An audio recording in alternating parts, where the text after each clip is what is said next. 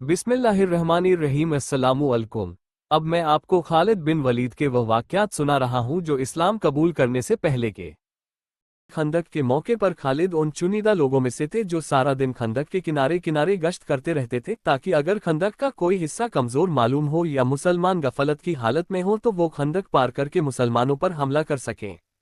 लेकिन मुसलमान भी बावजूद इंतहाई मुश्किलात के कुफ्फार के इरादों से गाफिल न थे। जब भी वो महसूस करते कि खालिद अपने साथियों के साथ खंदक पार करना चाहते हैं तो वो उन पर तीरों की बौछार करके उन्हें पीछे हटा देते। अगर खालिद बिन वलीद को खंदक पार करने का मौका मिल जाता तो मुसलमानों के लिए एक नाजुक सूरत हाल पैदा हो जाती। जिन खंदक में जब लश्कर कुफ्फार में आम भगदड़ मची और घबराहट में किसी को अपने तन बदन का होश न रहा तो उस वक्त दो शिखास खालिद बिन वलीद और अम्र बिन अल-आसी से दरख्वास्त की गई कि अगर मुसलमान तोकुब करके उन पर हमला करे तो वो उनकी हिफाजत करें। चुनांचे ये दोनों 200 सवारों के साथ बतौर साका लश्कर के पीछे पीछे रहे ताकि किसी मुतवक्के खतरे की सूरत में मुकाबला कर सकें। इस वाक़ये से मालूम होता है कि कौम को खालिद पर कितना भरोसा और एतमाद था।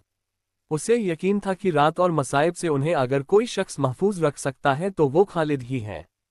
खालिद के इतनी अहम जिम्मेदारी को कबूल कर लेने से ये भी पता चलता है कि उन्हें खुद अपने ऊपर कितना एतमाद था। किसी भी तरह का खौफ व खतर शदीद खतरात में अपने आप को डाल देते थे। अपने ऊपर एतमाद का यही जज्बा उनकी आइंदा पूरी जिंदगी में कार फरमा रहा। हुदैबिया के मौके पर जब रसूल करीम सल्लल्लाहु अलैहि वसल्लम अपने सहाबा के हमराह खाना काबा की ज़ियारत के इरादे से रवाना हुए तो कुरैश ने आपकी आमद का हाल सुनने पर खालिद रज़ी अल्लाह को मज़ीद तहकीक के लिए भेजा। चुनांचे आप 200 सवार अपने हमराह लेकर करार अल नईम के मकाम पर पहुंचे। वहां रसूल करीम के काफिले से आपकी मुठभेड़ हुई। खालिद ने इरादा किया कि जिस वक्त रसूल करीम सल्लल्लाहु अलैहि वसल्लम नमाज पढ़ाने के लिए खड़े होंगे उस वक्त वो बेखबरी में सहाबा पर हमला कर देंगे, लेकिन अल्लाह ताला ने रसूल करीम सल्लल्लाहु अलैहि वसल्लम को खालिद के इरादे से इत्तिला दे दी, जिस पर आपने सलवात खौफ का हुक्म दिया। वो इस तरह की बारी एक दस्ता नमाज में मशगूल रहता।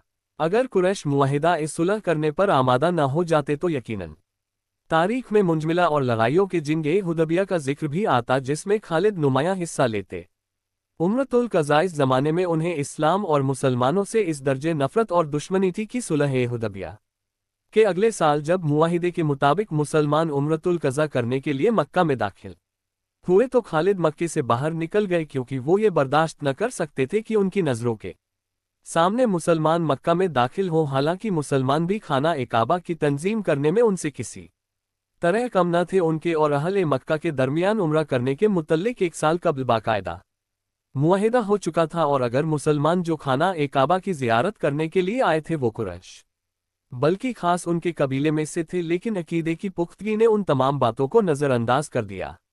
इसलिए खालिद शिर्क की हालत में वो इस्लाम और मुसलमानों के शदीद दुश्मन थे, लेकिन अकीदे की वही पुख्तगी जो इस्लाम और मुसलमानों से शदीद अदावत का बाइस थी, आगे चलकर इखलास और उनका रहाय नुमाया का बाइस बनी, जो इस्लाम लाने के बाद उन्होंने उसकी नुसरत और हिमायत में सर अंजाम दिए। यहाँ पहुंचकर खालिद की किताब ज़िंदगी का पहला बाब खत्म होता है और एक ऐसा दौर शुरू होता है जो पहले दौर से यकसर मुख्तलिफ है। इस नए दौर में खालिद की शख्सियत बिल्कुल नई सूरत में जलवागर नजर आती है।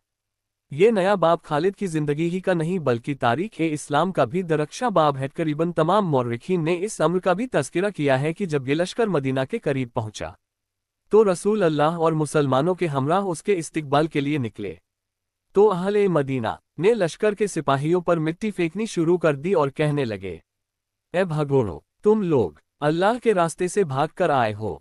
लेकिन नबी करीम ने उन्हें इस हरकत से रोका और फरमाया, ये भगोड़े नहीं हैं, इंशाअल्लाह ये दोबारा जिहाद को जाएंगे।